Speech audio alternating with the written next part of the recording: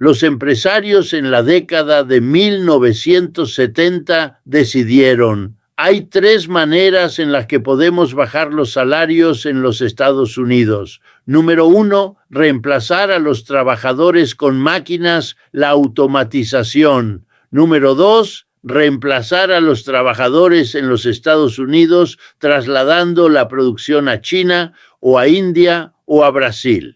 La tercera, la menos importante, algo que se hacía solo para trabajos del sector servicios y trabajos agrícolas que no se podían trasladar al extranjero o que no se podían automatizar. Trajimos inmigrantes para ocupar puestos en el sector servicios, trabajos mal pagados. Pero trasladamos los trabajos de alto costo, los trabajos de salarios altos que los empresarios no querían pagar, a Asia, a América Latina, fuera. Ahora los capitalistas lo hicieron para ganar más dinero. Podían hacer la producción allá y pagar a los trabajadores una pequeña fracción de lo que habían llegado a pagar a los trabajadores estadounidenses. Los trabajadores estadounidenses habían luchado duro y ganado un buen nivel de vida. Los empresarios deseaban quitárselo y por eso se mudaron. Nadie obligó a las empresas estadounidenses a mudarse. Lo hicieron para ganar más dinero. Lo hicieron para competir con otras empresas en otras partes del mundo que intentaban hacer lo mismo. El capitalismo es un sistema de competencia y la competencia impulsó a las empresas estadounidenses a buscar ganancias en el extranjero y las encontraron allí. Los chinos ayudaron a ubicar empresas estadounidenses allí, sin duda, al igual que los indios, al igual que los brasileños, al igual que los vietnamitas y muchos otros. Y así las empresas estadounidenses se fueron al extranjero. Pero ahora surge el problema. Cuando los capitalistas se van para ganar más dinero, ¿qué pasa con la gente que se queda atrás? Ya sabes, los que pierden sus trabajos. Sus vidas a menudo pueden quedar destrozadas. Sus vidas quedaron destrozadas aquí en los Estados Unidos, donde las industrias eran fuertes, donde la manufactura había crecido. Fue particularmente doloroso a medida que estas fábricas cerraban. Hablo de fábricas porque ahí es donde los salarios habían subido más en los Estados Unidos, así que ese era el mayor incentivo para el empresario de ir a buscar trabajadores más baratos en otro lugar. Podemos empezar casi en cualquier momento, pero voy a elegir la década de 1970 porque algo sucedió en los años 70 que le dio a la globalización un impulso tremendo.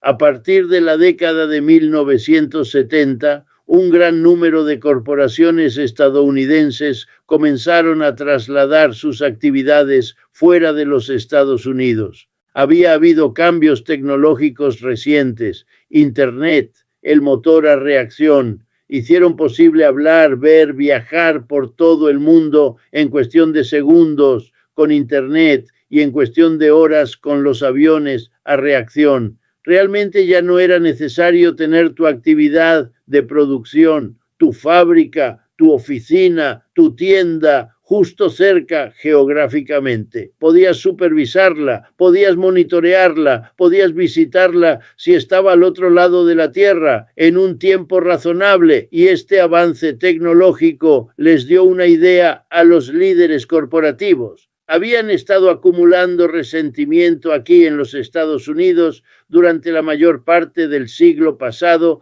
por pagar salarios cada vez más altos. Ahora, los trabajadores tuvieron que luchar por ellos, tuvieron que luchar con sus sindicatos, tuvieron que luchar con huelgas, tuvieron que luchar con solidaridad, pero lo hicieron y pudieron obtener salarios cada vez mejores, particularmente en ese periodo justo después de la Segunda Guerra Mundial de 1945 a 1945-1975. El nivel de vida estadounidense realmente subió y fue en parte porque los trabajadores salieron de la Gran Depresión y la Segunda Guerra Mundial exigiendo mejores condiciones, mejores salarios, y al capitalismo le iba lo suficientemente bien en los Estados Unidos. Estábamos reemplazando a todos los demás imperios que habían sido destruidos al matarse entre ellos en la guerra, y así las ganancias estaban ahí para permitir a los empresarios dar salarios crecientes a los trabajadores que luchaban por ellos, pero los empresarios nunca estuvieron contentos con eso. No daban los salarios más altos de buena gana o generosamente. Buscaban todas las formas de evitarlo. Y luego, la década de 1970 lo hizo urgente. ¿Por qué? Bueno, básicamente, la respuesta es que la destrucción de la Segunda Guerra Mundial se había superado. Las principales economías de la década de 1970, las que estaban explotando, eran Alemania y Japón, los dos perdedores de la Segunda Guerra Mundial. Se habían recuperado con algo de ayuda de los Estados Unidos, por cierto, en el camino, y ahora estaban compitiendo. La década de 1970 es cuando los estadounidenses comenzaron a notar que el coche BMW era una mejor apuesta que el Ford o el Chevy, y los compraban por cientos de miles. Y los japoneses llegaron poco después. Todos ustedes saben que muchos de los que ven este programa conducen esos coches hasta el día de hoy. Así que, de repente, Estados Unidos tenía competidores.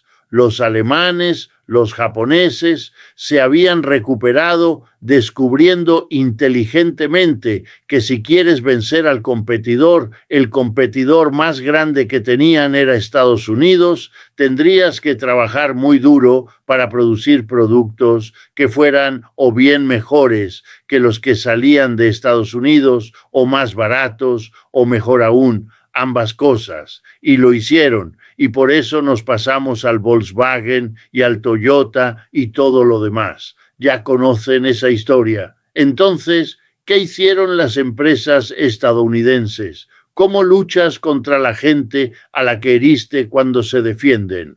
Una de las respuestas que el capitalismo siempre encuentra es desarrollar una idea y pregonarla a los cuatro vientos, hacer que salga de los medios de comunicación, que salga de la boca de los políticos, que salga de la boca de los ejecutivos cuando dan sus tontos discursos el 4 de julio, hacer que salga de la universidad y el colegio.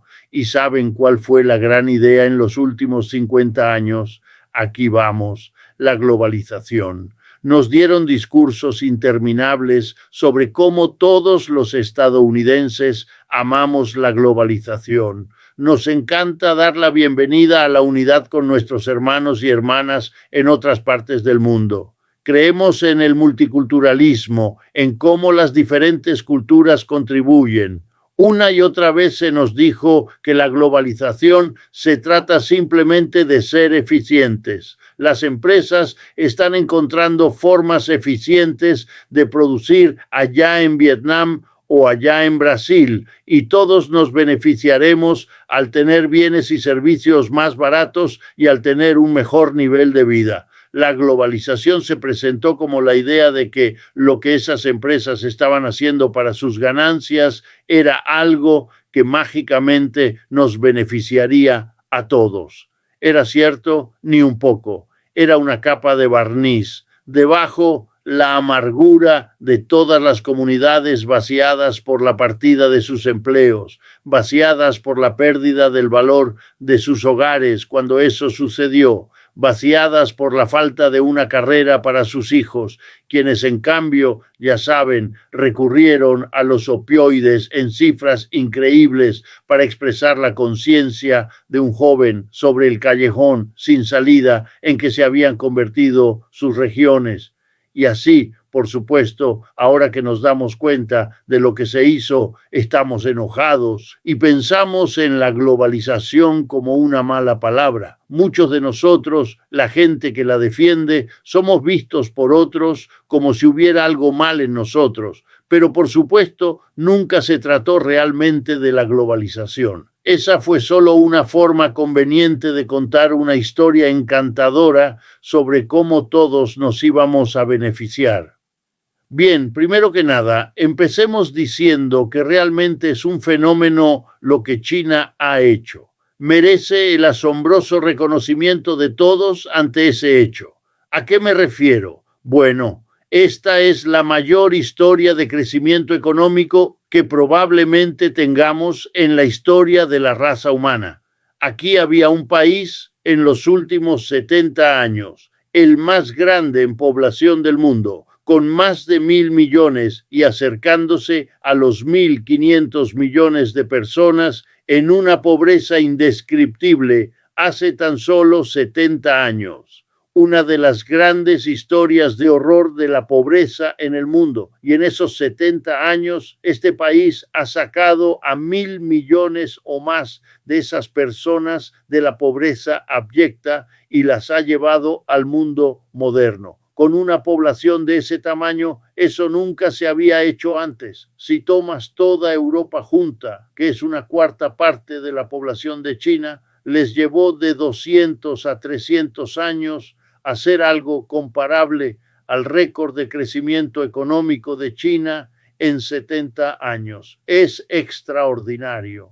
Muchas otras características de China son menos extraordinarias. Hay cosas buenas y malas que se pueden decir al respecto, nadie lo niega, pero en lo que respecta al crecimiento económico, a escapar de la pobreza, a producir una realidad económica moderna en términos de producción y distribución de bienes y servicios, ese objetivo que es el objetivo principal de la mayoría de las personas en este planeta y lo ha sido durante los últimos 70 años, hay un actor destacado y nadie más se le acerca. Esa es la República Popular China. Y cualquier otra cosa que puedas pensar o decidir sobre esta sociedad, pretender que lo que acabo de decir no es el caso, no va a mejorar tu comprensión ni un ápice, la va a empeorar. ¿Y cómo es diferente y único en otras formas? Bueno, no es como la competencia, por ejemplo, que Estados Unidos tiene con otros países capitalistas. Ahora estamos compitiendo con China. Nosotros en los Estados Unidos, Europa Occidental y los Estados Unidos por un lado, China y sus aliados, los llamados BRICS, por el otro. Estos son los dos grandes bloques competidores y me refiero a una competencia real. China supera en producción a los Estados Unidos en muchos productos básicos. China ha alcanzado niveles de sofisticación tecnológica con los que Estados Unidos realmente tiene que luchar para mantenerse al día. Por eso el presidente Biden está lanzando dinero a los productores de chips semiconductores. Por eso tenemos un arancel del 27,5% contra los vehículos eléctricos chinos, porque son los vehículos eléctricos dominantes que se producen. Además, no se convirtió ni en una economía abrumadoramente de empresa privada, como lo fueron Estados Unidos y Gran Bretaña, ni en un sistema abrumadoramente de empresas de propiedad y operación estatal, como lo fue la Unión Soviética. Esa ruptura con la Unión Soviética en la década de 1960, que mencioné antes de nuestro descanso, tuvo enormes consecuencias.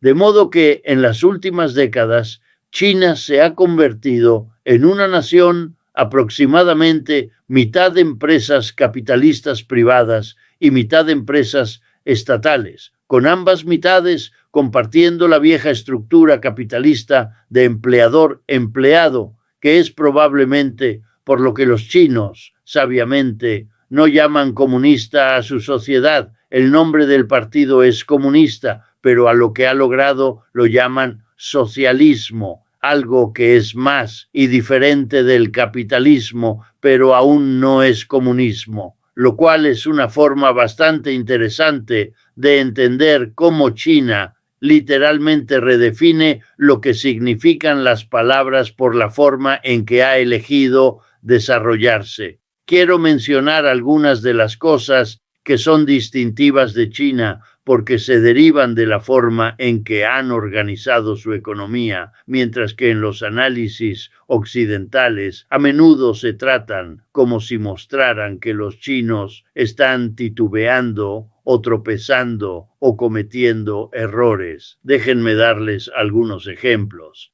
En China, debido a que la economía es planificada por el gobierno y por el Partido Comunista que da forma al gobierno, construyen viviendas antes de que la gente las necesite. Así que si ves una fotografía de áreas de alguna ciudad donde hay muchos edificios de apartamentos que están vacíos, esto no es porque no sepan lo que están haciendo o estén cometiendo errores. Planifican su crecimiento económico, dónde quieren que esté la ciudad, qué tan grande será. Todo se hace en relación con el crecimiento del resto de la sociedad, así que construyen antes de que la gente lo necesite, para que cuando puedan, la gente pueda mudarse desde donde sea a apartamentos que los esperan y están listos para ellos. Puede que no te guste el resultado, esa es otra cuestión, pero no es un error ni un defecto. Es la forma en que organizan las cosas. Asimismo, han logrado trasladar a cientos de millones de personas de las partes rurales agrícolas de China a las industriales urbanas. La industrialización moderna tardó siglos en Europa, tardó un siglo o dos en los Estados Unidos, tardó de 30 a 40 años en China, y movieron una población más grande que estaba en una agricultura más atrasada hacia la industria moderna, una transformación que podría haber y debería haber y habría hecho estallar a otras sociedades debido a las tensiones y las dificultades y el dolor del cambio social.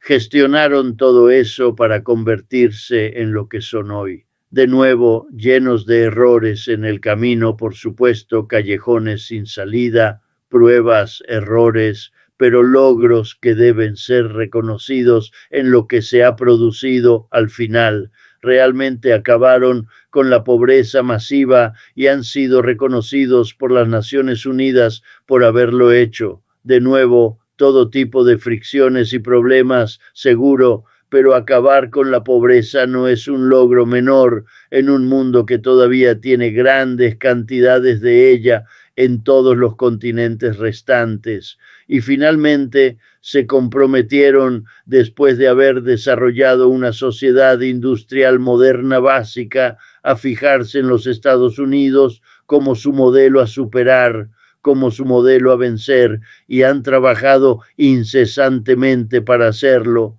Son el lugar donde se producen los mejores vehículos eléctricos modernos y son la única parte del mundo que puede competir con Google, con Apple, con Intel, con cualquiera de los otros niveles más altos de modernización tecnológica que se han alcanzado en Occidente. Sí, los neoconservadores que controlan el gobierno aquí en los Estados Unidos los presentan como el gran mal. Sí, ciertamente han superado a la Unión Soviética y hace bastante tiempo en ser económicamente más desarrollados y por lo tanto con una base mayor para cualquier acción militar que hayan pensado hacer. Así que permítame pasar a la política de China. Sí, China tiene una realidad política dominante y esa es el Partido Comunista de China. Es el partido político dominante, sin duda. Está en contra del capitalismo y a favor del socialismo. Pero antes de que te apresures a lo que eso pueda significar para ti, piensa en esto. Desde el punto de vista chino, Estados Unidos tiene un dominio político de un partido político pro-capitalista.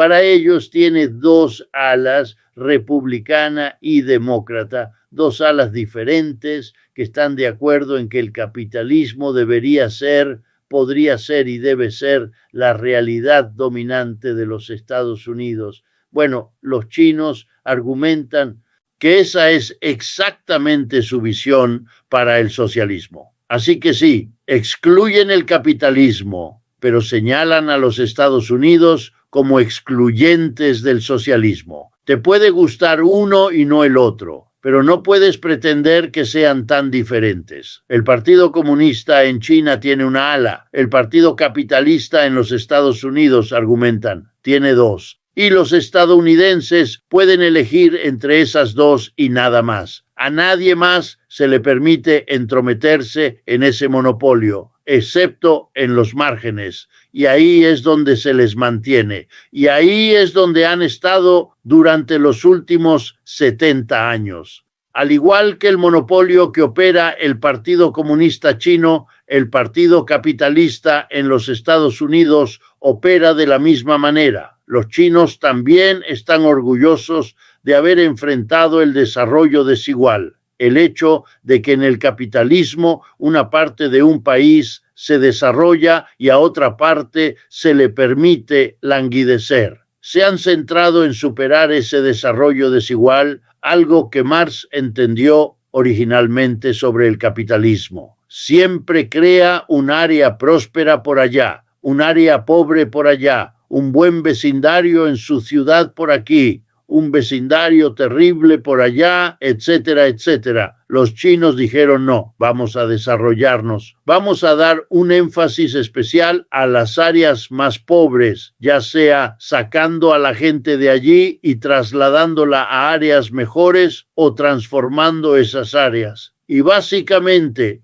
han hecho un poco de ambas cosas. Es una forma nueva y muy interesante de entender la tarea de la política, compensar el desarrollo desigual que se deriva del capitalismo. Y políticamente han intentado construir una alianza. No querían estar aislados como Occidente quería que estuvieran. Y han tenido un éxito espectacular con la iniciativa de la Franja y la Ruta, construyendo una ruta comercial desde China hasta Europa, replicando la antigua Ruta de la Seda. Se han esforzado mucho por apaciguar a Europa Occidental y a los Estados Unidos cuando son discriminados, como lo han sido por Europa Occidental y los Estados Unidos. Han sido relativamente lentos y moderados al responder. Tienen la producción de mejor calidad al precio más bajo. Lo han demostrado durante 40 años. Eso es lo que usan para penetrar en la ruta hacia el oeste económicamente.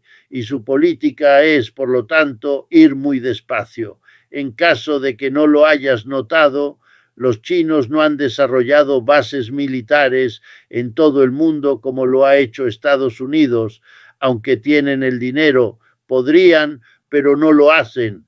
Y no se han involucrado en ninguna guerra extranjera. Los soldados chinos no están ubicados en ningún otro lugar como lo están los soldados estadounidenses, literalmente en todas partes. Así que es bastante diferente. Los BRICS frente al G7 es la creación más de China que de nadie más. Es la forma en que los chinos expresan su fenomenal crecimiento económico. Finalmente, el futuro. Bueno, hay dos futuros que China tiene ante sí y probablemente decidirán más que nadie, aunque todo el mundo jugará un papel. Decidirán entre estos dos caminos y eso es lo que está sucediendo ahora y eso es lo que vamos a vivir en los años venideros. Camino número 1. China se convierte en el nuevo imperio hegemónico. Así como vimos el auge y la caída del imperio romano, el imperio griego, el imperio persa, el imperio otomano y todos los demás. Y más recientemente el imperio británico en los siglos XVIII y XIX y el imperio americano durante el último siglo. China puede convertirse, esa es una opción, en el nuevo imperio. Pero hay una alternativa y los chinos hablan de ella. no hacerlo de nuevo, no tener otro imperio, decir adiós a la historia de imperio tras imperio. Quizás los BRICS podrían convertirse no en el imperio de un país, sino por primera vez en una alternativa colectiva global para organizar la sociedad humana. Ha sido un sueño. Por eso se llamó la Liga de las Naciones o las Naciones Unidas. Los chinos pueden hacer realidad ese sueño. La idea de no otro imperio, de una comunidad colectiva de naciones siendo la próxima fase de la historia humana, es una idea que inspiró a la Liga de las Naciones y a las Naciones Unidas. Y quizás ahora realmente la tengamos, si los chinos fueran en la dirección esbozada por los BRICS de hacer esto colectivamente, en lugar de un país como los Estados Unidos. Estados Unidos domina el G7 de una manera que los chinos no dominan todavía los BRICS. Esos son los dos caminos hacia el futuro entre los que China está decidiendo ahora. Espero que hayan entendido el valor y lo provechoso de esta discusión sobre el fenómeno de China. Y como siempre, espero volver a hablar con ustedes la próxima semana. Los empresarios en la década de 1970 decidieron: hay tres maneras en las que podemos bajar los salarios en los Estados Unidos. Número 1, reemplazar a los trabajadores con máquinas, la automatización. Número 2, reemplazar a los trabajadores en los Estados Unidos trasladando la producción a China o a India o a Brasil. La tercera, la menos importante, algo que se hacía solo para trabajos del sector servicios y trabajos agrícolas que no se podían trasladar al extranjero o que no se podían automatizar. Trajimos inmigrantes para ocupar puestos en el sector servicios, trabajos mal pagados. Pero trasladamos los trabajos de alto costo, los trabajos de salarios altos que los empresarios no querían pagar, a Asia, a América Latina, fuera. Ahora los capitalistas lo hicieron para ganar más dinero. Podían hacer la producción allá y pagar a los trabajadores una pequeña fracción de lo que habían llegado a pagar a los trabajadores estadounidenses. Los trabajadores estadounidenses habían luchado duro y ganado un buen nivel de vida. Los empresarios deseaban quitárselo y por eso se mudaron. Nadie obligó a las empresas estadounidenses a mudarse. Lo hicieron para ganar más dinero. Lo hicieron para competir con otras empresas en otras partes del mundo que intentaban hacer lo mismo. El capitalismo es un sistema de competencia y la competencia impulsó a las empresas estadounidenses a buscar ganancias en el extranjero y las encontraron allí. Los chinos ayudaron a ubicar empresas estadounidenses allí, sin duda, al igual que los indios, al igual que los brasileños, al igual que los vietnamitas y muchos otros. Y así las empresas estadounidenses se fueron al extranjero. Pero ahora surge el problema. Cuando los capitalistas se van para ganar más dinero, ¿qué pasa con la gente que se queda atrás? Ya sabes, los que pierden sus trabajos. Sus vidas a menudo pueden quedar destrozadas. Sus vidas quedaron destrozadas aquí en los Estados Unidos, donde las industrias eran fuertes, donde la manufactura había crecido. Fue particularmente doloroso a medida que estas fábricas cerraban. Hablo de fábricas porque ahí es donde los salarios habían subido más en los Estados Unidos, así que ese era el mayor incentivo para el empresario de ir a buscar trabajadores más baratos en otro lugar.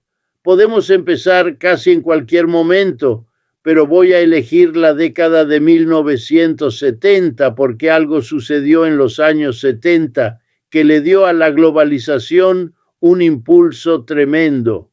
A partir de la década de 1970, un gran número de corporaciones estadounidenses comenzaron a trasladar sus actividades fuera de los Estados Unidos. Había habido cambios tecnológicos recientes. Internet, el motor a reacción, hicieron posible hablar, ver, viajar por todo el mundo en cuestión de segundos con Internet y en cuestión de horas con los aviones a reacción. Realmente ya no era necesario tener tu actividad de producción, tu fábrica, tu oficina, tu tienda justo cerca geográficamente. Podías supervisar